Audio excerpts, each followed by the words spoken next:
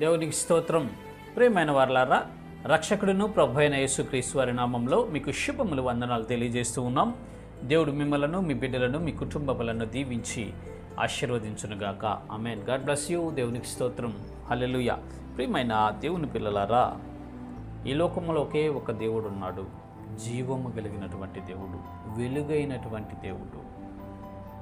అజ్ఞానంలోనూ అంధకారంలోనూ కొట్టుమిట్టాడుతున్నటువంటి ప్రజలకు వెలుగును చూయిస్తున్నటువంటి దేవుడు, వెలుగై ఉన్న దేవుడు, మనలను వెలిగిస్తున్నటువంటి దేవుడు మన రక్షకుడైన యేసు ప్రభువారే. ఆ మాటలే పరిశుద్ధ లేఖనాల్లో దేవుడు రాయించి ఉన్నాడు. చూద్దాము లేఖన భాగము. యోహాను సువార్త 1వ అధ్యాయము 4వ వచనంలో ఈ రీతిగా రాయబడి ఉంటూ ఉన్నది.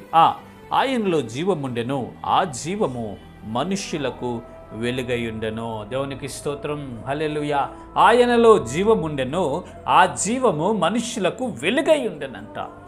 జీవాధిపతి, ఒకే ఒక జీవాధిపతి ఈ లోకంలో ఉన్నాడండి. ఆయన రక్షకుడైన యేసు ప్రభువారు మాత్రమే.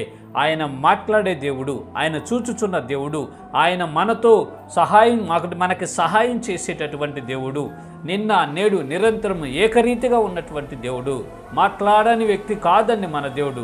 మాట్లాడే దేవుడు, జీవము కలిగిన దేవుడు, ప్రాణముతో జీవిస్తున్నటువంటి దేవుడు రక్షకుడైన యేసు ప్రభువారు.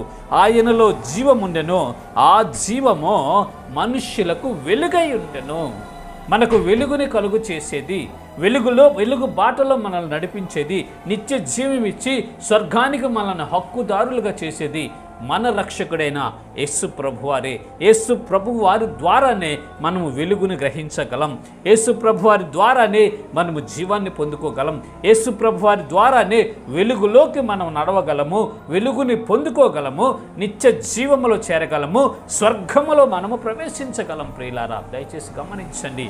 ఆ వెలుగును పొందుకున్న మనము, ఆ జీవాన్ని పొందుకున్న మనము, ఆ జీవపు వెలుగులో మనం ప్రయాణం చేయాలి. ఓ మనుషులరా, ఇంకా వెలుగును మీరు పొందుకోపోయినట్లయితే, ఇంకా జీవమును మీరు రుచి చూడకపోయినట్లే, ఈ దినము నా దేవుడు మీతో మాట్లాడుతున్నారు.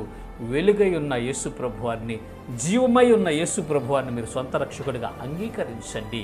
సొంత రక్షకుడిగా అంగీకరించి వెలుగు బాటలో నడుస్తున్నటువంటి విశ్వాస వీరులారా, పరలోక పౌరులారా, దేవుని పిల్లలారా, జాగ్రత్త కలిగి, మంచి బుద్ధి కలిగి ఈ వెలుగు బాటలు నడిచి పరలోక రాజ్యం చేరుకునండి. ఆయన ఇచ్చే బహుమానాలు పొందుకొని యుగ యుగాలు సంతోషభరితలుగా మార్చబడదాం. ఇటు కృప దేవుడు మనకు కలుగు చేయనుగాక.